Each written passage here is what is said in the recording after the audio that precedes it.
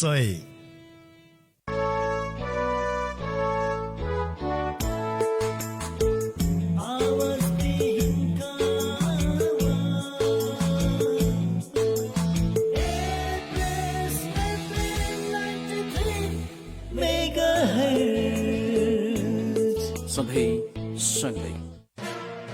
केही संघर्षका कुरा, केही अनुभवका कुरा, केही उपलब्धिका कुरा, केही समृद्धिका कुरा। संघर्ष, अनुभव, उपलब्धि र समृद्धिका मिश्रित कुरा। कार्यक्रम बिजनेस टक। नमस्कार, एभरेस्ट एफएम 93 मेगाहर्ज को प्रस्तुति कार्यक्रम बिजनेस टकमा यहाँलाई स्वागत छ। म हुँ सन्देश, प्रविधिबाट मलाई सुरेश र दिलु गुरुङले सहयोग गर्दै हुनुहुन्छ र हामी व्यवसायको कुरा गर्छौँ। व्यवसाय अब एउटा पुनर्जागरणको अवस्थामा रहेको छ, किनकि विश्वव्यापी महामारीका रूपमा जुन नोभल कोरोना भाइरस फैलियो, यसले नेपाल पनि अछुतो रहेन, विश्वभर नै यसको प्रभाव छ। अझै पनि यसको चाहिँ प्रभाव देखिन्छ र योबाट बच्नको लागि कोरोना विरुद्धको खोप पनि आएको छ। नेपालमै पनि दोस्रो चरणको खोप लगाउन सुरु गरिएको अवस्था छ। यसले केही आशा पक्कै जगाएको हुनुपर्छ र व्यवसायहरूलाई चाहिँ खास गरेर कन्सल्टेन्सी वा चाहिँ होइन यो खालको व्यवसायमा लाग्नुभएकाहरूलाई चाहिँ अब पुनर्जागरणको कतिको अवस्था छ, त्यसमा जानलाई के कठिनाइहरू, समस्याहरू छन्, चुनौतीहरू छन् र त्यसलाई कसरी सामना गर्ने भन्ने बारेमा आज हामी केन्द्रित रहेर कुराकानी गर्छौँ। मैले यो बारे कुरा गर्नको लागि बेकन एजुकेसन एन्ड भिसा सर्भिसेसका सञ्चालक प्रोपाइटर रुद्रप्रसाद अरियालज्यूलाई स्टुडियोमा आमन्त्रण गरेको छु। रुद्र सर नमस्कार। नमस्कार, यहाँलाई स्वागत छ। धन्यवाद सन्देश।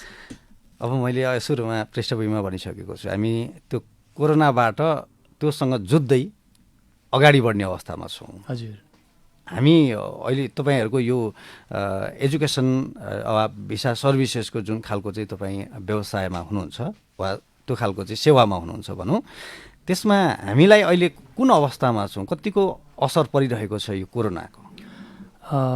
कोरोनाको कारणले गर्दाखेरि यो विशेष गरी हाम्रो यो वैदेशिक अध्ययनको लागि जुन परामर्श क्षेत्रमा हामी छौँ, सँगसँगै यो टुरिज्मसँग जोडिएको व्यवसाय छ। अहिले यो सबैभन्दा बढी प्रभावित व्यवसायको सूचीमा परेको व्यवसाय हो यो। यसलाई मैले एउटा व्यवसायको पुनर्सुरुवात, पुनर्जागरण नै भन्ने गरेको छु, जुन तपाईँले पनि पृष्ठभूमिमा भन्नुभयो। हामीले बिस्तारै यसलाई एउटा मार्केटलाई रिबिल्ड गर्ने र विद्यार्थी अभिभावकहरूलाई अहिलेको अवस्थाको बारेमा सुसूचित गर्ने विभिन्न कार्यक्रमहरू गर्ने र यसलाई चाहिँ एउटा उहाँको देश विदेशका विभिन्न निकायहरूसँग, विश्वविद्यालयहरूसँग सहकार्य गर्दै यसलाई चाहिँ कसरी सुरुवात गर्न सकिन्छ भनेर हामीले चाहिँ एउटा विभिन्न यसलाई अभियानको रूपमा चाहिँ हामीले लिएर हिँडेको एउटा अवस्था छ। केही एम्बेसीहरू खुल्न थालेको अवस्था छ, केही एम्बेसीहरू अब खुल्छौँ भनेर चाहिँ विभिन्न सूचनाहरू निकालिरहेको अवस्था छ। त्यो कारणले गर्दा अलिकति आशाको एउटा अवस्था र विद्यार्थी अभिभावकहरू अब विदेश गएर अध्ययन गर्न पाइन्छ भनेर त्यसको तयारीको लागि लागेको अवस्था चाहिँ छ। हजुर, पुनर्जागरणको हामी चाहिँ त्यो फेजमा हुन्छ, कुन फेजमा छौँ हामी? सुरुवातमै छौँ कि अलिअलि पिकअप लिन थाल्यो? हामी केही देशको सन्दर्भमा हेर्दा, जस्तै युके, क्यानाडा लगायतको केही देशको अवस्थामा हेर्दाखेरि उनीहरूले विद्यार्थीहरूलाई भिजा दिने र एउटा सर्टेन प्रक्रिया, एउटा सुरक्षाको सावधानीको एउटा प्रक्रिया अपनाएर लैजाने पनि एउटा प्रक्रियामा अगाडि बढिसकेको अवस्था छ। त्यो सुरु भइसकेको अवस्था छ भने केही देशहरू जस्तै अस्ट्रेलिया लगायतको देशले भिजा दिएर हामीले चाहिँ बोर्डर खुल्ने बित्तिकै ट्राभल गर्न सक्छौँ, अहिले भिजा लिएर वेट गर, जसले गर्दाखेरि तिमीहरूलाई पछाडि टाइम सेभिङ हुन्छ भनेर भिजा इस्यु गरिराखेको अवस्था छ। भिजा इस्यु त्यहाँ पनि गर्न सुरु भयो, तर यद्यपि नाका खोल्या छैन, त्यहाँ जाने अवस्था अहिले छैन। अहिले ट्राभल गरिहाल्ने अवस्था चाहिँ छैन, तर चाहिँ उनीहरूले भिजा दिएर अहिले भिजा लिएर बस, त्यही भिजाले ट्राभल गर्न सक्छौ भनेर उनीहरूले भिजा इस्यु गरिदिएको अवस्था छ। यसरी हेर्दाखेरि विभिन्न निकायहरू पनि अब विद्यार्थीहरूलाई चाहिँ एउटा यो ग्लोबल अपर्च्युनिटीबाट रोक्नु हुँदैन, यो अवसर चाहिँ बच्चाहरूलाई दिनुपर्छ, विद्यार्थीहरूलाई दिनुपर्छ भनेर अरू देशका निकायहरू पनि लागेको देखिन्छ। ग्लोबल एजुकेसनमा त्यसरी बाधा अवरोध वा चाहिँ होइन कहीँ कतैबाट चाहिँ समस्या पैदा गर्नु हुँदैन। हजुर भन्ने अवस्था छ अहिले त्यो भएर चाहिँ अब सबै खुल्ला गर्ने तयारीमा छन्, कोही भइसकेको छ होइन, लागिसकेको अवस्था। कुनै यस्तो देशहरू छ जहाँ हामी पहिला पठाउँथ्यौँ, अहिले चाहिँ उनीहरूले सबै प्रोसेसै बन्द गरेको पनि छ कि? एक्ज्याक्टली, धेरै देशहरू छन् त्यस्तो प्रोसेसिङहरू नखोलिसकेको अवस्थामा। जस्तै युरोपका देशहरू हेर्ने भने धेरै देशहरूले नखोलिराखेको अवस्था पनि देखिन्छ। लगायत अब न्युजिल्यान्डले हाम्रो मेबाट खोल्ने भन्ने एउटा टेन्टेटिभ आँकडा हामीलाई दिएको छ। यद्यपि अब त्यो उनीहरूले आधिकारिक रूपमा चाहिँ हामीलाई अब फेरि अपडेट गराउला होइन। यसै गरी धेरै देशहरू छन् नखोलिरहेका अवस्था पनि छन् भने केही देशहरू जो अलिक ठुलो सङ्ख्यामा विद्यार्थीहरू लैजाने देशहरू मध्येका केही देशहरूले यसलाई सुरुवात गरेको चाहिँ हामी देख्छौँ। हेर्दै जाँदाखेरि अब आगामी केही महिनाभित्र 2-4 महिनाभित्र उनीहरूले पूर्ण रूपमा त्यसलाई त्यो प्रक्रियालाई सहज बनाउने खालको एउटा रोडम्यापमा उनीहरू लागेको देखिन्छ। हजुर, विद्यार्थीमा तपाईँले जुन अहिले भन्नुभयो नि, केहीले खोलिसके होइन, मान्छे कसैलाई लैजान पनि थाले, कसैले होइन भिजा मात्रै हान्ने, प्रोसेसमा जाने होइन, भिजा हान्ने र पछि जुन बेला खुल्छ नाका खोलेको बित्तिकै हामी ल्याउँछौँ, तयारी अवस्थामा बस्ने भन्ने एउटा भयो। एउटा चाहिँ अहिले पनि केही समय पर्ख वेट एन्ड सी जस्तो देखिन्छ होइन। हजुर हो। यस्तो अवस्थामा विद्यार्थीहरूको चाहना चाहिँ कस्तो छ? विद्यार्थीहरू अहिले हामीले बजारमा हेर्दाखेरि अब म आफ्नै व्यक्तिगत हिसाबमा कुरा गर्दा पनि निकै लामो समय यो व्यवसायमा यो क्षेत्रमा लागेको भएर पनि होला धेरै विद्यार्थी अभिभावकहरू मेरो सम्पर्कमा हुनुहुन्छ। व्यक्तिगत सम्पर्कमा, व्यावसायिक हिसाबबाट धेरै सम्पर्कमा हुनुहुन्छ। उहाँहरूको जिज्ञासा भनेको हामीले बच्चाहरूलाई कहिले पठाउन पाउँछौँ, किन हामी भन्दा हाम्रो बच्चाहरूको समय चाहिँ खेर जाने भयो, हामीले चाहिँ कहिले पठाउन पाउँछौँ, किनकि अब नेपालको शिक्षा सँगसँगै विदेशको शिक्षा पनि हाम्रो बच्चाहरूले अनुभव गर्न पाउनुपर्छ। किन करियरलाई चाहिँ कसरी बिल्ड गर्ने भन्ने कुरा उहाँहरूको प्लानिङको कुरा हो। त्यो कारणले गर्दाखेरि उहाँहरूको जिज्ञासा भनेको हामीले कहिले पठाउन सक्छौँ, एम्बेसीहरू कहिले खुल्छ र प्रक्रिया कहिले हुन्छ भन्ने जिज्ञासाहरू नै हुन्छन्। र यसमध्ये हामीले काम गर्ने देशहरूमा प्रायःजसो उहाँहरूको एप्लिकेसनहरू हामीले लिएर काम गर्न मिल्ने अवस्था बनेको छ। त्यही भएर धेरै विद्यार्थी अभिभावकहरू आएर काम सुरुवात पनि गरिसक्नु भएको छ, तयारीको कक्षाहरू भइराखेको छ, प्रोसेसिङको कामहरू भइराखेको छ भने अभिभावकहरू विद्यार्थीहरू मेन्टल्ली प्रिपेयर छन्, अब जान सकिन्छ, अब होइन त्यसको प्रोसेसमा हामी लाग्छौँ भन्ने जस्तो देखिन्छ। हजुर, ठुलो सङ्ख्यामा अभिभावक र विद्यार्थीहरू चाहिँ अब हामी विदेश जानुपर्छ, किनकि हामीले चाहिँ राइट टाइममा चाहिँ इनरोलमेन्ट गऱ्यौँ भने हामीले भिजा प्रक्रियाको लागि पनि सहज हुन्छ। भोलि एम्बेसी अहिले खोलिराखेको अवस्था छ भने अहिले यो बेलामा अप्लाई गऱ्यो भने अलिकति एप्लिकेसनको चापहरू पनि एम्बेसीमा अलिकति छैन, जो भएर डिसिजनहरू पनि चाँडो आउँछ, भिजा अलिकति डिसिजन पनि चाँडो आउन सक्छ र भिजा आइसके पछाडि पनि हामी चाँडो जान सक्छौँ भन्ने खालको मानसिकतामा केही विद्यार्थी अभिभावकहरू हुनुहुन्छ भने केही विद्यार्थी अभिभावकहरू अब खुल्ने अलिकति निश्चित डेट यही नै भएर फिक्स नभइसकेको अवस्थामा अब खुल्ने हो कि होइन भनेर एउटा पारिवारिक रूपमा छलफल गर्ने, तयारीमा लाग्ने, आर्थिक जुटाउने त्यो प्रक्रियाहरूमा लागेको देखिन्छ। कोही चाहिँ वेट एन्ड सी हेरौँ न, पर्खौँ हजुर भन्नेतिर पनि हुनुहुन्छ केही। हजुर हो। यसको हामीलाई भनिदिनुहोस् न, अब त्यो पछि हामी क्लास कसरी गर्नुहुन्छ त्यसको बारेमा अझ अलिक पछाडि कुरा गरौँ न। अहिले चाहिँ जो प्रोसेसमा गर्छौँ नि हामीले होइन, त्यो प्रोसेस गर्नको लागि अहिले सहज छ कि उस्तै छ, पहिला जस्तै छ कि अलिक सहज छ कि अलिक अप्ठ्यारो पनि छ? निकै राम्रो प्रश्न गर्नुभयो। अहिले हाम्रो देशको यहाँको परिवेशमा हेर्ने भने हामीलाई खुला रूपमा एउटा सावधानी अपनाएर खुला रूपमा हिन्डुल गर्नको लागि विद्यार्थीहरूले गर्नुपर्ने तयारी, विभिन्न कागजातहरू तयार गर्ने, सरकारी निकायहरूमा जाने यो कामहरू खुल्ला छ है। त्यो कारणले गर्दाखेरि हाम्रो यहाँ गर्नुपर्ने कुराहरूको लागि कहीँ पनि बाधा अवरोधहरू छैन। हाम्रो यहाँको तयारीको हिसाबमा अघि भनिहाल्नुभयो, हाम्रो तयारी कक्षाको लागि हामीले सावधानी अपनाएर क्लासहरू गरिराखेको अवस्था छ। यसमा अलि पछाडि चाहिँ आउला। जुन अब भिजा प्रक्रियाको हिसाबमा छ, एम्बेसीहरू जस्तै मैले अघि भनिहालेँ युके, क्यानाडा, अस्ट्रेलिया लगायतका कन्ट्रीहरूको चाहिँ एम्बेसीहरू खुलिसकेको एउटा अवस्था छ भने अरू केही कन्ट्रीका एम्बेसीहरू पनि खुल्ने तयारीमा छन्। हामीलाई चाहिँ विभिन्न माध्यमबाट जानकारीहरू आइसकेको छ। अफिसियल जानकारीहरू, अफिसियल सूचनाहरू फेरि पब्लिस होलान्, केही समयमा आउलान्। हामीले चाहिँ विभिन्न वेबिनारहरूमा, विभिन्न अनलाइन मिटिङहरूमा चाहिँ हामीले आन्तरिक तयारी गरिराखेको छौँ। तपाईँहरूको आन्तरिक त्यो जुन खालको स्रोत छ वा तपाईँहरूको चाहिँ जुन खालको चाहिँ रिलेसन छ, च्यानल छ, हजुर, त्यो मार्फत तपाईँहरूलाई चाहिँ अब विद्यार्थीहरूलाई चाहिँ तिमीहरू तयारी अवस्थामा राख वा यसरी पठाऊ भनिराखेको अवस्था छ। एक्ज्याक्टली। अब हामी चाहिँ तयारी गरेको छौँ। अब हामीले यो सर्टेन हाम्रो गभर्मेन्टले अब कसरी ल्याउने भनेर चाहिँ हामीले एक्ज्याक्ट हामीले त्यो डेटालाई चाहिँ त्यो जुन प्रक्रियालाई हामीले पब्लिस गर्ने बित्तिकै तिमीहरूले चाहिँ कामलाई अगाडि बढाउन सक्छौ, अहिले प्रिपेयर हुन सक्छौ भन्ने गरी चाहिँ आइराखेको छ। त्यो हिसाबले मैले समग्रमा हेर्दाखेरि यो सेक्टरमा अब 50-60% यसलाई हामीले खुलेको नै भनेर मान्नुपर्छ ओभरअलमा हेर्दाखेरि भने। अब केही सर्टेन प्रोसेसमा जस्तै आजको दिनमा हेर्ने भने केही कन्ट्रीहरूमा ट्राभल कहिले गर्न पाइन्छ भनेर हामीले ठ्याक्क भनिहाल्ने अवस्था छैन। कुनै कन्ट्रीले चाहिँ अब ठ्याक्क कहिले खुल्छ भनेर भनिहाल्ने अवस्था छैन। त्यही भएर समग्रमा यो शैक्षिक परामर्श व्यवसाय यो क्षेत्रको बारेमा हेर्दाखेरि 50-60% खुलेको भनेर हामीले बुझ्न सक्छौँ। तर व्यक्तिगत रूपमा मैले यो बिकन एजुकेसन एन्ड भिजा सर्भिसेसले जुन हामीले काम गर्ने कन्ट्रीहरू छन्, तपाईँको 4-5वटा कन्ट्रीहरू, New Zealand, Australia, UK, USA, Canada लगायतका जुन देशहरू छन्, यो देशमा हेर्ने भने अलमोस्ट सबैजसो देशहरू 1-2टा देशहरू बाहेक अरू देशहरू चाहिँ खुलेर काम गरिराखेको अवस्था चाहिँ छ। विद्यार्थी वा अभिभावकको हिसाबले म कुरा गर्छु तपाईँसँग कि अहिले उनीहरूले भिसा प्रोसेसिङ गर्यो भने वा विदेशमा पढाउनु पर्ने जानुपर्ने स्थितिमा विद्यार्थी वा अभिभावकले अहिले प्रोसेस गर्यो भने त्यसको लागि चाहिँ पहिलाभन्दा सहज छ कि वा भनौँ न जस्तो अहिले कुनै कलेजमा स्टुडेन्ट कम भयो र विद्यार्थी धेरै लैजाउँ भन्ने हिसाबले अलि सहज बनिदियो कि फीमा अलिकति कम भइदियो कि वा होइन यस्तो अब कोरोनाको महामारी छ कसरी विद्यार्थी ल्याउनु टाइट गर्नुपर्छ भन्ने खालको अवस्था छ कि? निकै राम्रो प्रश्न यहाँले उठाउनु भयो। यसमा धेरै कुराहरू छन्। पहिलो त मैले विदेशमा भएका कलेज विश्वविद्यालयबाट नै सुरु गर्छु। कलेज विश्वविद्यालयमा हेर्नुभयो भने उहाँहरूले विद्यार्थीहरू कम भएर अहिले क्यापासिटी घटाइराखेको अवस्था छ। कतिपय क्याम्पसहरूलाई चाहिँ बन्द गराउनु परेको अवस्था छ।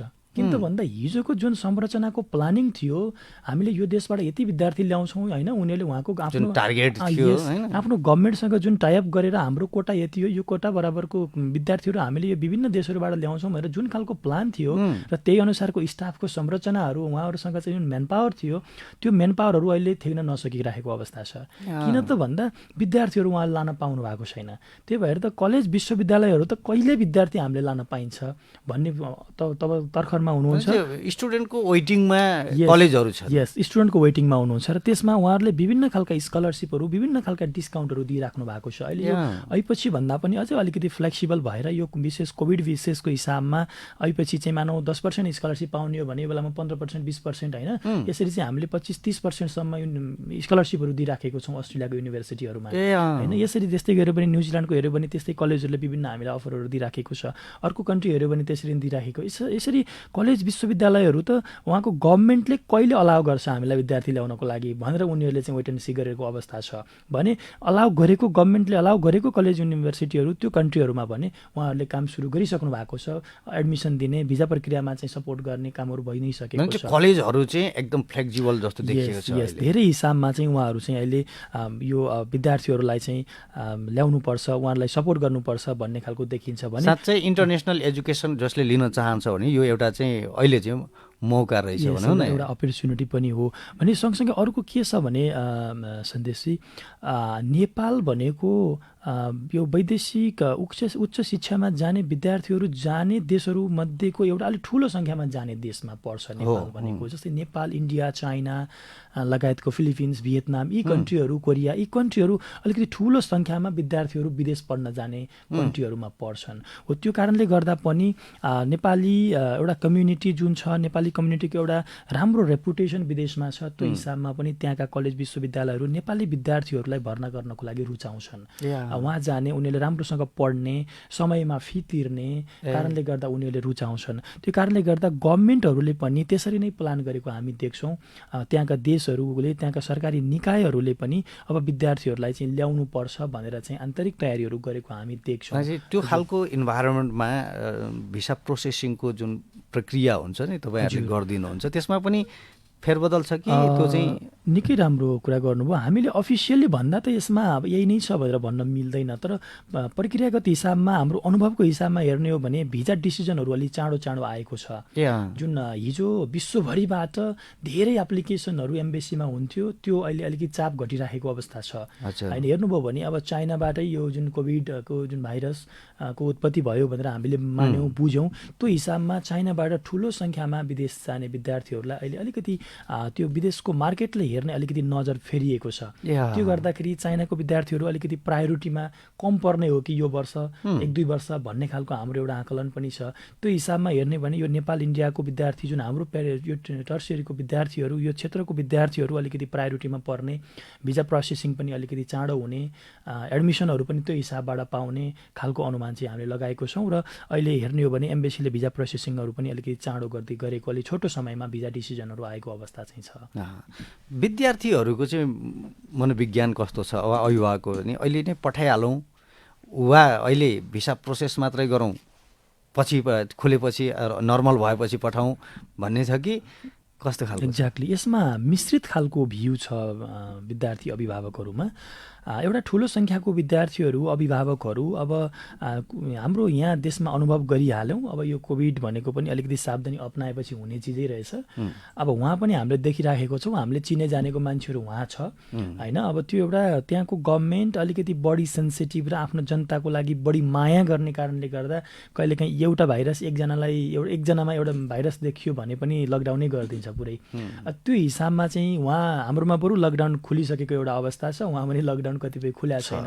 तर त्यो भन्दै गर्दाखेरि त्यहाँका गतिविधिहरू 98-99% गतिविधिहरू सबै नर्मल छन्। त्यहाँ बस्ने मान्छेलाई सामान्यतया त्यहाँ लकडाउन छ भन्ने फिल हुँदैन। अब यो बस कुरा के छ भने अर्को देशको मान्छेलाई कसरी भित्राउने भन्ने कुरा मात्रै छ। त्यसमा अब त्यो गभर्मेन्टहरूले एउटा कन्ट्रीलाई मात्रै खोलेर नहुने होला, अर्को कन्ट्रीलाई 2टा कन्ट्रीलाई मात्रै खोलेर नहुने होला। उनीहरूको त्यो ग्लोबल विभिन्न कन्ट्रीहरूसँग भएको इन्टरनेसनल रिलेसनहरू मेन्टेन गर्दै धेरै कन्ट्रीहरूबाट विद्यार्थीहरू ल्याउनु पर्ने हुनाले उनीहरूले एउटा अलिकति ठुलो प्लान गरेर लानुपर्ने हो जस्तो हामीले बुझ्छौँ। त्यो कारणले गर्दा विद्यार्थी अभिभावकहरू, ठुलो सङ्ख्याको विद्यार्थी अभिभावकहरूले हाम्रो काम चाहिँ अगाडि बढाइदिनुहोस्, प्रोसेसिङ गरिदिनुहोस्, यो कन्ट्रीहरूमा चाहिँ हामी जाने कन्ट्री यो कन्ट्रीमा प्रोसेसिङ गरिदिनुहोस्, भिजा लिएर हामीलाई 1-2 महिना 2-4 महिना वेट गर्न पर्यो भने पनि खासै समस्या हुँदैन भन्ने खालको सङ्ख्यामा पनि ठुलो सङ्ख्यामा हुनुहुन्छ भने केही विद्यार्थी अभिभावकहरू फेरि अब कहिले हो ठिकै छ, अब यो बेलामा चाहिँ हामी के आन्तरिक तयारीहरू गर्छौँ, तयारी क्लासहरू गर्छौँ, फाइनेन्सियल प्रिपेरेसनहरू गर्छौँ, पैसा जुटाउने। यस्तो बेलामा पनि कुनै कुनै देशमा चाहिँ यदि खुल्या छ भने हामी गइहाल्छौँ भन्ने स्टुडेन्ट अभिभावक हजुर हुनुहुन्छ, त्यस्तो पनि हुनुहुन्छ। जस्तै हेर्ने भने हामीले युके विद्यार्थी पठाइराखेको छौँ, हाम्रो विद्यार्थीहरूको फ्लाइट पनि भएको छ। यो गत हप्ता पनि हामीले चाहिँ विद्यार्थीहरू उडाएको छौँ, युके जानुभएको छ विद्यार्थी चाहिँ हामीले पठाएको छौँ। र किन हाम्रो फोकसका कन्ट्रीहरू नै यिनै कन्ट्रीहरू हुन्, युके, कनाडा, अस्ट्रेलिया, न्युजिल्यान्ड होइन, यी फोकसका कन्ट्रीहरू हुन्। त्यो भएर हामीले गत हप्ता पनि हामीले विद्यार्थीहरू युके पठायौँ। युकेमा हामीले 14 दिनको क्वारेन्टिनको व्यवस्था गरेर हामीले पठायौँ। त्यहाँको गभर्मेन्टसँग हामीले टाइप गरेर 14 दिन चाहिँ विद्यार्थी क्वारेन्टिनमा बस्नुपर्छ। यहीँ आउँदैछु क्या हजुर। त्यसरी लगिसकेपछि अब एक्ज्याक्टली जाने पनि जान तयार, लाने पनि लान तयार, तपाईँहरूले त्यो प्रक्रिया पठाउन तयार होइन। यो भयो। अब जानु पर्दाखेरि एउटा प्रोटोकलहरू तोकिएको हुन्छ, 14 दिन क्वारेन्टिन बस्नुपर्ने रहेछ। यो तपाईँले युकेमा भन्नु होइन? हजुर हजुर। अरू देशमा के रहेछ? जस्तो अहिले त अब खोपको कुराहरू पनि कतिले चाहिँ खोप लगाएपछि मात्रै भन्छ। हाम्रो देशले फेरि प्राथमिकतामा विद्यार्थीहरूलाई अहिले राखेको छैन। कसरी अनि त्यो म्यानेज गर्ने? यसमा के छ भने जस्तै अहिले जुन देशहरूले विद्यार्थीहरू लगिसकेको छ, लान सुरु गरिसकेको छ, त्यो देशहरूले खोपलाई प्राथमिकतामा राखेको छैन होइन। यसको अहिलेको विश्वव्यापी रूपमा सबभन्दा ठुलो तत्कालीन ट्रिटमेन्ट भनेकै 14 दिनको क्वारेन्टिन हो। हामीले बुझेको, हामीले अनुभव गरेको, हामीले देखेको 14 दिन क्वारेन्टिनमा बसिसके पछाडि त्यो बेलासम्ममा कुनै लक्षण देखिएन भने त्यसमा चाहिँ कोरोना सङ्क्रमण छैन भनेर हामीले त्यही बुझ्दै आएको छौँ। त्यो भित्र लक्षण देखियो भने त्यस पछाडिका स्टेपहरू सेकेन्डरी भइ नै हाले है। त्यो कारणले गर्दा त्यो देशहरूले अहिले कोभिडको भ्याक्सिनलाई प्रायोरिटीमा राखेको देखिँदैन। गइसके पछाडि 14 दिन क्वारेन्टिन बस्ने त्यहाँ एउटा स्पेसल प्रोटोकल, जसले अहिले जुन देशले देशले खुल्ला गरेको छ त्यो देशमा अहिलेसम्म खोपलाई भन्दा क्वारेन्टिनलाई नै बढी प्रायोरिटी दिएको छ। अथवा क्वारेन्टिन खोप नलगाएकाले पनि चिन्ता मान्नु परेन, यदि जान चाहन्छन् भने त्यसरी पठाउन पर्दैन। त्यसमा खोपको कुनै पनि कुरा जोडिएको छैन, बस उनीहरूले क्वारेन्टिन गएर बस्नु पर्यो 14 दिन चाहिँ हामी व्यवस्था गरेर पठाउँछौँ। क्वारेन्टिन भनेको हाम्रो जस्तो यहाँ कोठामा थुनिएर बस्ने खालको होइन, अन्यथा नहोस्। मैले मिडियाबाट भन्दै गर्दा नि हाम्रो क्वारेन्टिनहरू त्यस्ता धेरै व्यवस्थित छैन नेपालमा। त्यो हिसाबले हाम्रो एउटा साइकोलोजी पनि क्वारेन्टिन भनेको यस्तै रहेछ कि भन्ने हुनसक्छ, तर त्यहाँ चाहिँ एकदम पूर्ण रूपमा व्यवस्थित क्वारेन्टिनहरू गभर्मेन्टको निगरानीमा, गभर्मेन्टले म्यानेज गरेका अथवा प्राइभेट सेक्टर हो भने पनि गभर्मेन्टको रिक्वायरमेन्टमा चलेका क्वारेन्टिनहरूमा चाहिँ 14 दिन बस्ने व्यवस्था। थप आर्थिक भार चाहिँ विद्यार्थीलाई पर्छ कि? यसमा स्वाभाविक रूपमा अलिकति थोरै थप आर्थिक भार पर्छ, किन 14 दिनको लागि लाग्ने जो एउटा कस्ट चाहिँ जुन हुन्छ त्यो भनेको अलिकति एडिसनल कस्ट हुन्छ। तर त्यो भन्दै गर्दा पनि आखिर विद्यार्थीहरू गएर त खर्च गर्ने नै त हो। त्यसमा सामान्य मेडिकलका कुराहरूलाई केही टेक केयर गर्दा त्यहाँ मेडिकल पर्सनहरूले केही टेक केयर गर्नुपर्ने हुनाले हल्का एडिसनल चाहिँ एक्सपेन्सेस आउन जान्छ, त्यति ठुलो एक्सपेन्सेस चाहिँ हुँदैन। र यसमा क्वारेन्टिन भन्ने बित्तिकै फेरि विद्यार्थीको अथवा यहाँ अभिभावकलाई पनि फेरि मनोविज्ञान कस्तो हुन्छ ओहो भन्ने खालको हुन्छ कि फेरि कस्तो छ भने यो विकसित देशहरूमा क्वारेन्टिनमा बस्ने भनेको एउटा बन्द कोठामा बस्ने मात्रै होइन, खुला पार्कहरूमा जाने, ओपन स्पेसमा जाने, हिँडडुल गर्ने, घुम्ने गर्न पाइन्छ। बस चाहिँ अलि ठुलो सङ्ख्यामा अन्य मान्छेहरूको मासमा गएर त्यो कनेक्सनमा हुने, अरू पिपलको कनेक्सनमा हुने ठाउँमा चाहिँ जान पाइँदैन। तर ओपन स्पेसमा जाने, आफू बसेको ठाउँबाट बाहिर निस्किने, त्योहरू चाहिँ गर्न पाइने व्यवस्था। त्यस्तो चिन्ता केही मान्नु पर्दैन, त्यहाँ पनि सुरक्षितै छ, कोही एउटा चाहिँ प्रोटोकल मान्ने भन्ने कुरा। एक्ज्याक्टली। अब त्यहाँको गभर्मेन्टले कतिसम्म ख्याल गरेका हुन्छन् भने हामीले जुन डेस्टिनेसनमा विद्यार्थीहरू पठाइराखेको छौँ, यो यो जुन यो कोभिडको लकडाउनको पिरियडमा त्यहाँको गभर्मेन्टले काम गर्न नपाएको विद्यार्थीहरूलाई खातामा पैसा हालिदिएको छ। भनेपछि तपाईँको त्यहाँको भर्खरै गएका विद्यार्थीलाई पनि त्यसरी हाल्छ कि त्यहीँ बसेकाहरूलाई? योभन्दा अलिकति पहिलाको सिनारियो जुन यो लकडाउन हुने स्टेजको मैले अलि अगाडिको कुरा गर्दैछु। भन्नु खोजेको त्यहाँको गभर्मेन्टले इन्टरनेसनल स्टुडेन्टहरूको लागि यदि टेक केयर गर्छ कि उनीहरूले लाने एउटा बिजनेस मात्रै होइन, त्यसको सही व्यवस्थापन गर्ने कुरामा उनीहरू चाहिँ एकदमै चिन्तित छ र त्यो गरिराखेको छ। भने जुन देशहरू अब खुल्ने प्रक्रियामा छन्, भिजा इस्यु गरेका छन्, जस्तै अस्ट्रेलिया लगायतका देशहरू, न्युजिल्यान्ड लगायतका देशहरू, यो देशहरूले पनि अब उनीहरूले क्वारेन्टिन 14 दिनको क्वारेन्टिनलाई त अवश्य पनि त्यो लगाउँछ भन्ने हामीले बुझेको छौँ। अफिसियल इन्फर्मेसन चाहिँ चाँडै नै आउला। भने भ्याक्सिनलाई उनीहरूले हामीले भ्याक्सिनलाई नै एउटा अन्तिम टुलको रूपमा युज गर्छौँ भन्ने खालको सङ्केत हामीले अझै कुनै पनि त्यस्तो देशले पनि त्यसरी गरेको छैन। किनभने उनीहरूले भ्याक्सिन नै सबै कुरा हो भन्ने गरी पनि बुझेको जस्तो हामीलाई लाग्दैन। एउटा चाहिँ सेफ्टी मेजर अपनाउने, डिस्टेन्स अलिकति मेन्टेन गर्ने र क्वारेन्टिन बसेर गरिसके पछाडि त्यसमा समस्या हुँदैन भन्ने खालको निष्कर्ष अहिलेसम्मको निष्कर्ष त्यही हो। फर्दर के हुन्छ तपाईँहरूले अपडेट गरिहाल्नुहुन्छ। एभरेस्ट FM 93 मेगाहर्जको प्रस्तुति कार्यक्रम बिजनेस टकमा छौँ र आज हामी बिकन एजुकेसन एन्ड भिसा सर्भिसेसका सञ्चालक प्रोप्राइटर रुद्रप्रसाद अर्यालज्यूसँग कुराकानीमा छौँ। कुराकानी जारी रहनेछ, अहिले छोटो विश्राम। सुन्यौ रिता, हाम्रो गाउँमा पनि बिजुली बल्ने भयो नि, कुन तार प्रयोग गर्ने होला है? इन्जिनियरहरूद्वारा ल्याब परीक्षण भएको, नेपाल गुणस्तर चिन्ह NS र अन्तर्राष्ट्रिय गुणस्तर चिन्ह ISO 9001-2008 प्राप्त गरेको एक मात्र तार ग्लोबल केबल सुरक्षित अनि भरपर्दो छ नि। ए त्यसैले होला है पोलमा लगाउने तार पनि ग्लोबल केबल नै प्रयोग गर्नुस् भन्नुभएको थियो नि त इन्जिनियर साहबले पनि। हजुर, विभिन्न किसिमका हाउस वायरिङ सम्बन्धी तारहरू, पोलमा लगाउने तारहरू, पावर केबल, टेलिफोन तारहरू तथा अन्य तारहरूको लागि सम्झनै पर्ने ग्लोबल केबल बजारमा सर्वत्र उपलब्ध छ। ग्लोबल केबल प्रयोग गर्नुहोस्, ढुक्क हुनुहोस्। उत्पादक global cable industries private limited, Pokhara औद्योगिक क्षेत्र, पोखरा। Phone number 523-346। के तपाईँ घरमा पानी रसिने, चुइने तथा क्र्याक देखिने समस्याले आजित हुनु भएको छ? घर निर्माण गर्दै गर्दा विभिन्न ठाउँमा डुल्नु पर्ने समस्याले हताश हुनुहुन्छ? सयौं समस्याको एउटै हल, त्यो पनि एउटै ठाउँ जहाँ नयाँ घर बनाउँदै गर्दा तथा पुरानो घरको लागि चाहिने केमिकल प्रोटेक्सन, ढलान प्लाई, ढोका, ह्यान्डल, स्काफोल्ड, हरेक प्रकारका भर्याङ, पावर टुल्स तथा त्यसमा लाग्ने स्पेयर पार्ट्स, साथसाथै मोडुलर किचन डिजाइन तथा निर्माण पनि गरिने एकै ठाउँ। Shitala Devi machinery and glass house, new road, Pokhara, Kantipur dental hospital अगाडि। फोन 061-526-331। साथै तपाईहरूको अपार माया र सद्भाव सँगै हाम्रो शाखा पोखरा ग्रान्डको 3-4 घर तल बिरौटमा पनि सञ्चालन भइरहेको छ।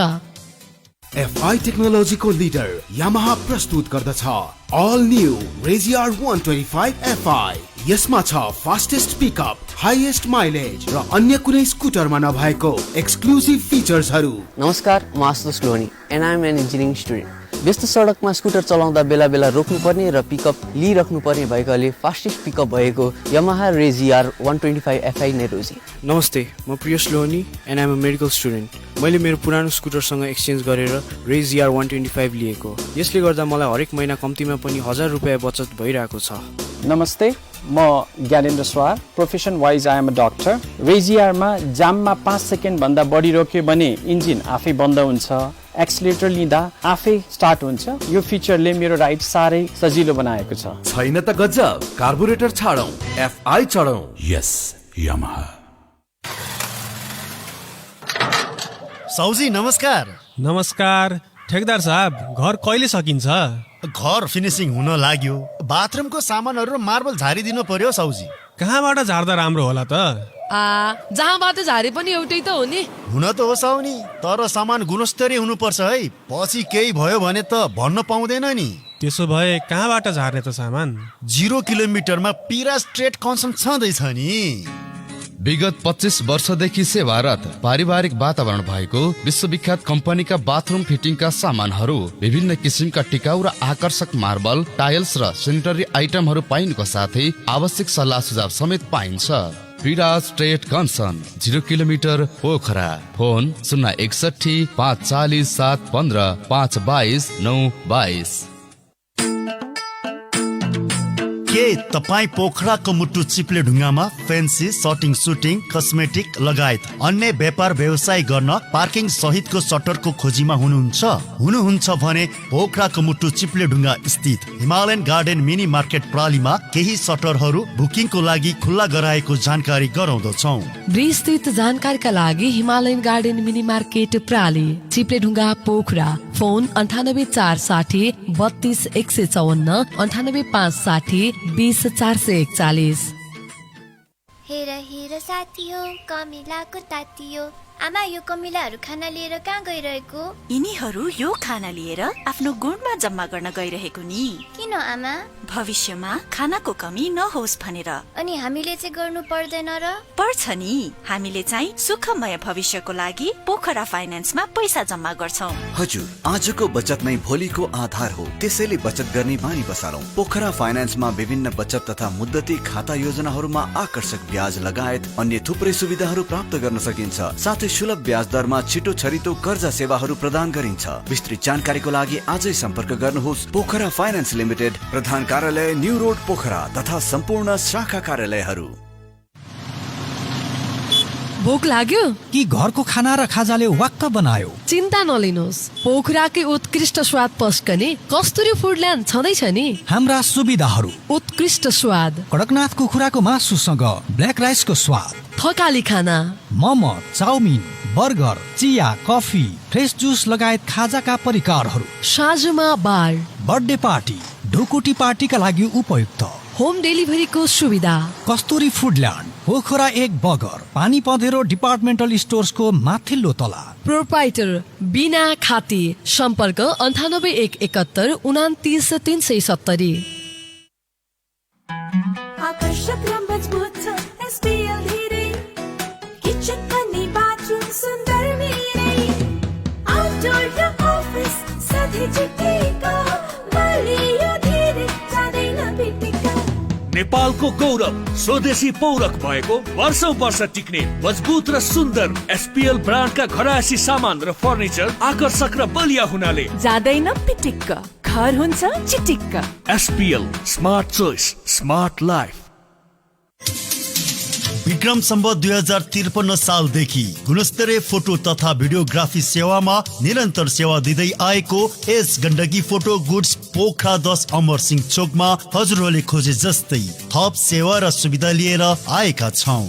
हाम्रा सेवाहरू अटो तथा पासपोर्ट, अर्जेन्ट फोटो, पुराना फोटोहरूलाई ठुलो बनाउने, विवाह, व्रतबन्ध, पासनी, गोष्ठी, सेमिनार लगायतका कार्यक्रमहरूको भिडियो तथा फोटोग्राफी गरिने, मोडलिङ, सर्ट मुभी, डकुमेन्ट्री साथै अफिस तथा पसलको विज्ञापन बनाउने, कप प्रिन्ट, ब्यानर तथा बोर्ड डिजाइनिङ, फोटोकपी, लेमिनेसन र घरमै गएर बर्थडे लगायत ग्रुप फोटोग्राफीका अलावा wedding photography, baby photography, modelling photography, सबै प्रकारका फोटोग्राफीको फोटोग्राफी गर्ने पोखराको एक मात्र studio Gandaki photo goods, Pokhara 10 Amarsingh Chowk. Proprietor Tulsiram Subedi. सम्पर्क नम्बर 9846 34 34 9। व्यवस्थापक विकल सुवेदी। सम्पर्क नम्बर 9846 028 82। त्यस्तै अपङ्गता भएका ज्येष्ठ नागरिकहरूको लागि फोटो खिचाइमा 20% विशेष छुटको व्यवस्था गरिएको छ।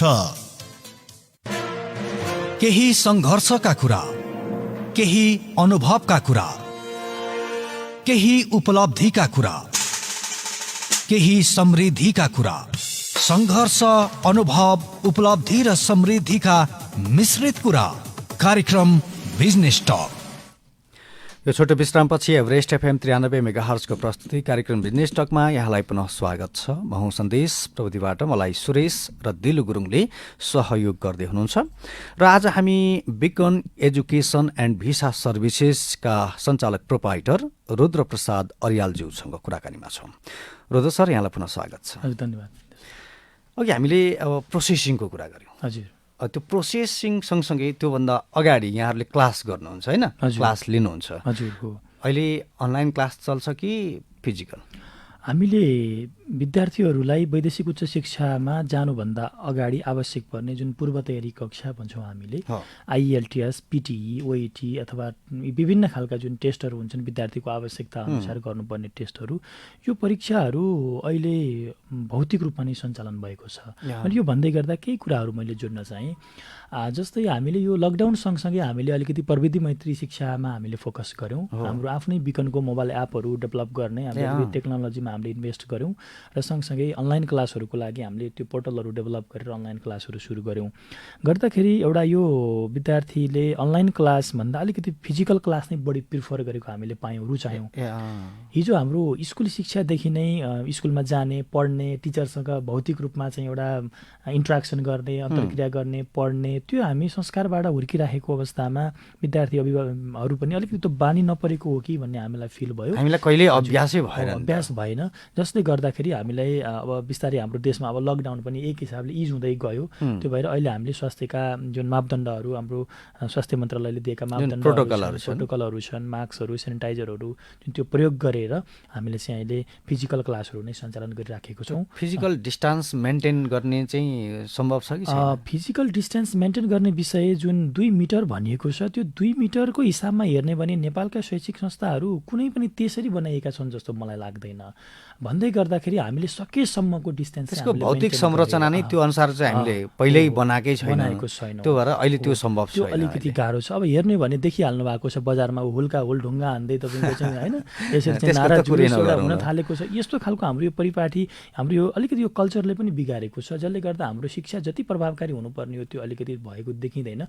त्यो कारणले गर्दा हाम्रो कन्टेक्स्टमा हेर्दाखेरि डिस्टेन्सलाई यथाशक्य हामीले मेन्टेन गरेको छौँ। सकेसम्म 2 मिटर डिस्टेन्स चाहिँ हामीले मेन्टेन गर्ने गरी हामीले प्रयास गरेको छौँ। 100% हामीले फिजिकल क्लास कि अब कतिपय ठाउँमा अहिले पनि अनलाइन, बीचमा त अनलाइन पनि गऱ्यौँ, हामीले अनलाइन क्लासहरू गऱ्यौँ। अहिले पनि हामीले अनलाइन क्लासको लागि विद्यार्थीहरूसँग कोही इन्ट्रेस्टेड हुनुहुन्छ भने अनलाइनको लागि रजिस्ट्रेसन गराउनुहोस् हामीले भनिराखेको हुन्छौँ। तर विद्यार्थीहरू फिजिकलको लागि नै इन्ट्रेस्ट देखाउनु भएकोले हामीसँग अहिले फिजिकल क्लास छ। विद्यार्थीहरूले रिक्वेस्ट गर्नुभयो भने हामीले एनी टाइम अनलाइन क्लास चाहिँ हामीसँग त्यो सिस्टम रेडी छ, टिचर प्रोटोकल सबै हामीसँग रेडी छ। हामी एनी टाइम चाहिँ त्यो क्लास डेलिभरी गर्न सक्छौँ।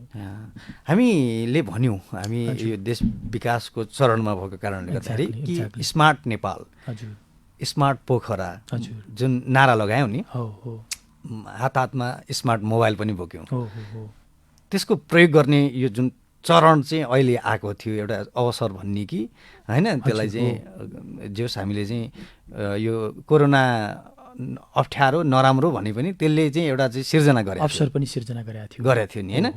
त्यसलाई चाहिँ हामीले कतिको सदुपयोग गर्यौँ कि गरेनौँ यो निकै राम्रो विषय उठान गर्नुभयो। मैले भन्ने गर्छु, हुन त कुरा जाँदाखेरि उही गभर्मेन्टसँगै जोडिन्छन् र उही गभर्मेन्टलाई नै गाली गरे जस्तो हुने कहिलेकाहीँ अब आफ्नै गभर्मेन्ट भइराख्दा पनि अब हाम्रै सरकार, आफ्नै देशको सरकारलाई यो बेलामा अलिकति सरकारले केही शिक्षा नीति परिवर्तन गर्नु पर्थ्यो। मेरो बुझाइ चाहिँ यो बेलामा सरकारले अब कसरी टेक्नो फ्रेन्डली एजुकेसन बनाउने, कसरी टेक्नोलोजीको प्रयोग गर्ने र स्कुलबाटै तल्लो क्लासबाटै टेक्नोलोजीलाई इम्प्लिमेन्ट गर्ने भनेर चाहिँ सरकारले एउटा पोलिसी बनाइदिएको भएर त्यसमा थोरै इम्प्लिमेन्ट गर्नको लागि चाहिँ अलिकति जोडबल गभर्मेन्टको पोलिसी लेभलबाट भइदिएको भए धेरै सजिलो हुन्थ्यो।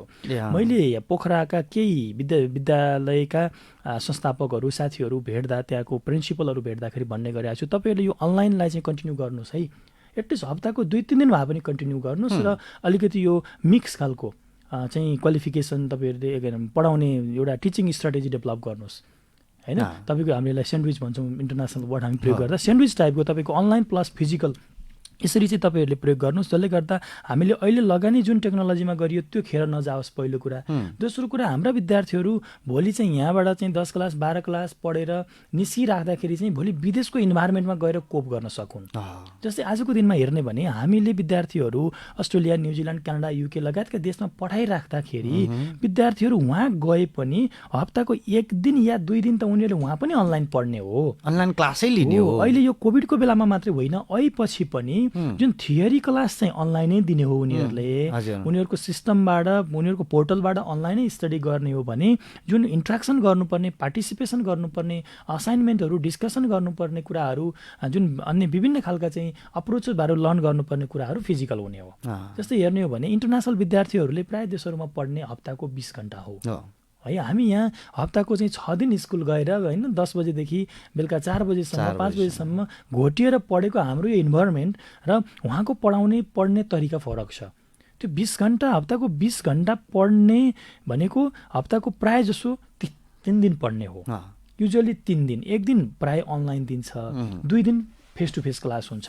त्यसमा कुनै विश्वविद्यालयहरू, कलेजहरूले आफ्नो करिकुलम, त्यसमा गर्नुपर्ने प्र्याक्टिस, त्यसमा गर्नुपर्ने अन्य एक्टिभिटीलाई डिपेन्ड गर्दै त्योभन्दा बढी डेजहरू पनि पढाउन सक्छन्। त्यो उनीहरूको एउटा पढाउने तरिकामा भर पर्यो। तर सामान्यतया पढ्ने त हप्तामा 20 घण्टा नै हो। यसरी हेर्दाखेरि हाम्रो यहाँ चाहिँ अलिकति केही अवसरहरू त आए, जस्तै अनलाइन पढ्ने कुरा, विद्यार्थीले रिसर्च गर्ने कुरा, टेक्नोलोजी युज गर्ने कुराहरू त आए। यो कुरालाई हामीले चाहिँ राम्रो मान्नुपर्छ। तर भन्दै गर्दाखेरि हामी के अनलाइन पढाउनको लागि हामीसँग त्यो इन्फ्रास्ट्रक्चर थियो त? मतलब यो जुन हामीले यो कोरोनाले ल्याइदिएको अवसर थियो त्यो इफेक्टिभ भएन, अनलाइन क्लासको चाहिँ भएन। आजको दिनमा हेर्ने भने हिजो हामीले बच्चाहरूलाई चाहिँ लामो समय चाहिँ मोबाइल हेर्नु हुँदैन है भनेर चाहिँ हामीले मोबाइल हेर्नको लागि डिस्करेज गर्थ्यौँ। तर आजको दिनमा त हामी आफूले मोबाइल क्यारी नगरिकन भए पनि एउटा मोबाइल बच्चालाई दिएर छोड्नुपर्ने अवस्था छ नि त। त्यो कारणले गर्दा के अहिलेको चाहिँ यो कोभिडमा जुन हामीले अनलाइन शिक्षा भन्यौँ, यसले बच्चाहरूलाई चाहिँ मोबाइल हेर्नको लागि प्रेरित गरिरहेको त छैन। उनीहरूले चाहिँ के अनलाइन मात्रै पढ्छ त सानो बच्चाहरू हो। त्यो हिसाबले गर्दा यसलाई अनलाइनलाई कसरी प्रभावकारी बनाउने भन्ने विषयमा गभर्मेन्टले नै एउटा चाहिँ नीति ल्याउनुपर्छ भन्ने मलाई लाग्छ। त्यो ल्याएन, जसको कारणले गर्दाखेरि अहिले मान्छे निरुत्साहित भएर फेरि फिजिकल प्राइभेट सेक्टरले आफ्नो हिसाबबाट जे जति जानेका छन्, जे जति सक्छन् त्यो आफ्नो हिसाबबाट प्रयास गर्दाखेरि जे हामीले यो बिचमा दुःख गऱ्यौँ, टेक्नोलोजीमा इन्भेस्ट गऱ्यौँ, यो एक हिसाबले खेर जाने हो कि भन्ने खालको देखिएको छ। यसमा चाहिँ समग्र रूपमा गभर्मेन्टले नै एउटा सिस्टम बनाएर डेभलप गरेर यसरी गर भनिदिएको भए त्यो एकै ठाउँमा एउटा इन्भेस्टमेन्ट हुन्थ्यो र त्यो एउटा सिस्टम सबैले प्रयोग गर्न पाउँथे। यो गर्दाखेरि बढी प्रभावकारी हुन्थ्यो भन्ने मलाई लाग्छ। र अब नीतिगत रूपमा के समस्या भएर यो इफेक्टिभ हुन सकेन? जस्तो तपाईँहरूलाई चाहिँ के भनौँ न, तपाईँ हाम्रै कुरा गरौँ न होइन? हजुर, अब हाम्रो सेक्टरमा, कन्सल्टेन्सी सेक्टरमा हेर्ने हो भने यसमा नीतिगत हिसाबमा त अनलाइनका कुराहरू जोडिएकै छैनन् वास्तवमै भन्ने भने। मैले यो समग्र शिक्षा क्षेत्रको कुरा गरेँ। अब यसमा कन्सल्टेन्सीमा जुन हाम्रो यो ट्रेनिङ क्लासहरू हुन्छन्, यो ट्रेनिङ क्लासहरूलाई अनलाइन यसरी गर्नुपर्छ भन्ने त वास्तवमा यो सरकारले कहीँ सम्बोधन गरेको देखिँदैन। यो पार्ट त छुँदै छैन। यसमा हामीले आफ्नो प्राइभेट सेक्टरबाट हामीले आफैले इन्भेस्ट गरेर आफ्नो आफ्नै कसरी प्रभावकारी बनाउन सकिन्छ टिचरहरूलाई ट्रेन गराएर गरेको एउटा अवस्था हो। र अब यो बिस्तारै अलिकति लङ रनमा जाँदा हाम्रो एजुकेसन सिस्टममा टेक्नोलोजी प्रयोग गर्ने, अनलाइनबाट स्टडी गर्दाखेरि विद्यार्थीहरू त्यसमा चाहिँ कतिको ध्यान दिन्छन्, त्यो कुराहरू एउटा प्र्याक्टिस तल्लो लेभलबाट हुँदै आयो भने सामान्यतया आइएल्स पिटी पढ्ने खालका विद्यार्थीहरू एउटा 12 क्लास पास गरी गरिसकेको विद्यार्थीहरू हुनाले उहाँहरूलाई पढाउनको लागि त्यति गाह्रो त हुने मलाई लाग्दैन विगतका दिनहरूमा।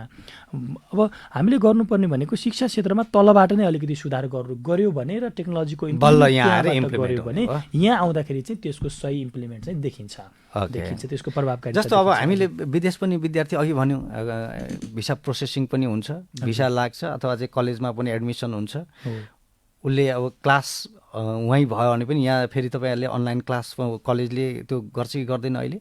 निकै राम्रो कुरा गर्नुभयो। मलाई धेरै विद्यार्थी अभिभावकहरूले भेटेर फोन गरेर सोध्ने एउटा प्रश्न के हो भने सर अहिले चाहिँ जति पनि विश्वविद्यालयहरूले भर्ना दिएका छन्, जति पनि देशहरू खुलेका छन्, ती देशहरूमा हामीले यहीँ बसेर पढ्नुपर्ने हो कि होइन के हो भनेर चाहिँ मलाई सोध्नुहुन्छ। त्यसमा सबै अनिवार्य होइन। मैले यो कुरा यहाँको यो मिडियाबाट पनि मैले चाहिँ स्पष्ट पार्न चाहन्छु, जानकारी गराउन चाहन्छु कि कतिपय कलेज विश्वविद्यालय जस्तै अस्ट्रेलियाकै विषयमा कुरा गरौँ, जस्तै क्यानाडाको त विद्यार्थीहरू ट्राभल गरिराख्नु भएको छ, युके ट्राभल गर्नुभएको छ भने कि अस्ट्रेलियाको विषयमा केही विश्वविद्यालयहरूले उनीहरू ठुलो संरचनामा भएका संस्थाहरूले चाहिँ त्यसलाई अनलाइनमा पनि कतिले गरेको चाहिँ देखिन्छ। त्यही भएर हामीले कुनै विद्यार्थीलाई भर्ना गर्नुभन्दा पहिला त्यो अहिले अनलाइन कम्पलसरी गरेको छ कि छैन हामीले त्यो पनि हेर्छौँ र भोलि चाहिँ बोर्डर खुले पछाडि पठाउन मिल्ने गरी हामीले भर्ना गरेर काम गरेको छौँ। हजुर, यो चाहिँ ऐच्छिक भयो, ऐच्छिक हो। यसमा चाहिँ कुनै अनलाइन क्लास गर्छु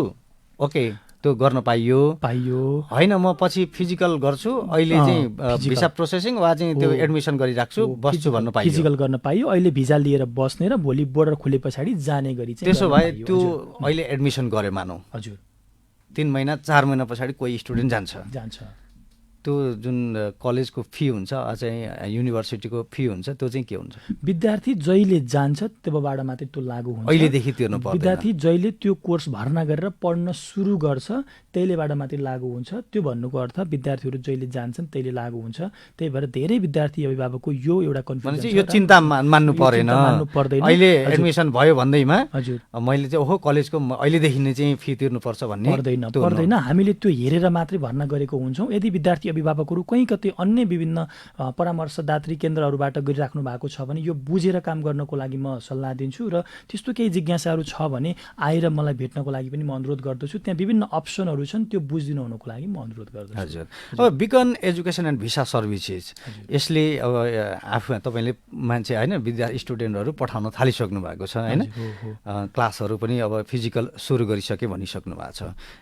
निकट भविष्यमा यहाँले चाहिँ एउटा इभेन्ट पनि गर्दै हुनुहुन्छ भन्ने मैले सुनेको छु। कस्तो खालको इभेन्ट हो? हामीले यो जुन अहिले कोभिडको कारणले गर्दा एउटा गाह्रो परिवेशमा विद्यार्थी अभिभावकहरूले यो बेलामा के हुने होला, अबको यो वैदेशिक उच्च शिक्षाको प्रक्रिया के हुने होला, यसका अवसर चुनौतीहरू के छन्, यो विषयहरू अब बजारमा धेरै विद्यार्थी अभिभावकहरूलाई त यो अलिकति अन्यलको विषय पनि छ अहिले। त्यो कारणले गर्दा अलिकति सुसूचित गर्ने उद्देश्यले गर्दा हामीले चाहिँ यो अस्ट्रेलिया, न्युजिल्यान्ड, युके, क्यानाडा यो कन्ट्रीको आधिकारिक प्रतिनिधिहरूलाई बोलाएर अनि त्यहाँको चाहिँ अब विभिन्न भिजा प्रक्रियाको बारेमा आधिकारिक प्रतिनिधि भनेको उहीँका सरकारवाला हजुर वहीँका कलेज विश्वविद्यालयका प्रतिनिधिहरू पनि आउँदै हुनुहुन्छ। जति एक्सेसिबल छ जो अहिले यो कोभिडको कारणले गर्दा अब सबै ठाउँबाट सहज रूपमा ट्राभल गर्नको लागि त सजिलो छैन। त्यो भन्दै गर्दाखेरि अब जति तपाईँको आउन सक्नुहुन्छ उहाँहरू आउनुहुन्छ, लगायत हाम्रा चाहिँ इन्टरनेसनली सर्टिफाइड कन्सल्टेन्टहरू जो हुनुहुन्छ, हाम्रो परामर्श केन्द्रमा परामर्श दिने उहाँ परामर्शदाताहरू लगायतका विभिन्न प्रतिनिधिहरूलाई बोलाएर हामीले एकै फोरममा त्यहाँका अवसरहरूको बारेमा जानकारी गराउँदैछौँ। विभिन्न कलेज विश्वविद्यालयले दिएका स्कलरसिपहरू डिस्काउन्टहरूको बारेमा हामीले जानकारी गराउँदैछौँ र उहाँहरूलाई चाहिँ जति सक्दो धेरैभन्दा धेरै भरपुर फाइदा कसरी लिन सक्नुहुन्छ उहाँहरूले स्टुडेन्ट र अभिभावक दुवैलाई फाइदा हुने गरी हो। त्यो हिसाबले हामीले यो यही मार्चको 18 तारिक जुन चैतको 5 गते हुन्छ, चैत 5 गते हुन्छ, यो हामीले education and visa services Siddhartha Chowk Pokhara जुन हाम्रो यो अफिसको प्रेमिसेसमै यो प्रोग्राम गर्दैछौँ। यो एक दिनको इभेन्ट हो। हामीले बिहान 8:30 बजेबाट रजिस्ट्रेसन ओपन गर्छौँ। अनलाइन रजिस्ट्रेसन त हामीले अहिले लिन सुरु गरिसकेको छौँ।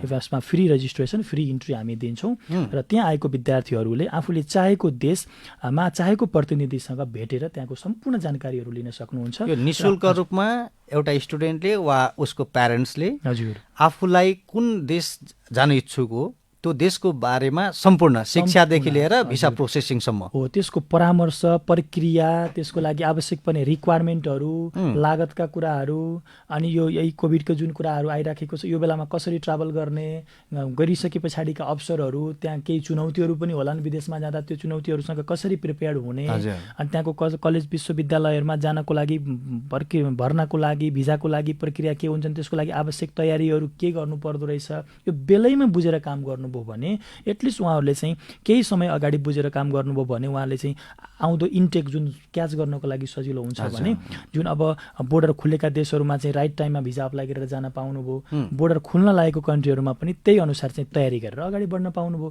त्यो हिसाबले हामीले यो इभेन्ट आयोजना गरेको छौँ। यो नितान्त विद्यार्थीहरूलाई जानकारीमूलक यो परामर्श दिने उद्देश्यले चाहिँ आयोजना गरेको एडमिसन एन्ड स्टुडेन्ट र अभिभावकको लागि किन इम्पोर्टेन्ट हुन्छ यस्तो? विद्यार्थी अभिभावकहरूको अझै पनि मेरो अनुभवमा के छ भने म झन्डै किनभने तपाईँले त उहाँको प्रतिनिधि ल्याएर यहाँ अथवा चाहिँ विभिन्न इन्टरनेसनल वा होइन त्यही कलेजको युनिभर्सिटीको प्रतिनिधि ल्याउनु भने खर्च लाग्छ नि त। यत्रो खर्च ल्याएर गरेर यहाँ ल्याएर तपाईँहरू इन्टरेक्ट गर्न खोजिराख्नु भएको छ, मतलब यत्रो लगानी किन गरिराख्नु भएको छ, किन इम्पोर्टेन्ट छ यो? किनभने म आफै 13-14 वर्षदेखि यो व्यवसायमा छु।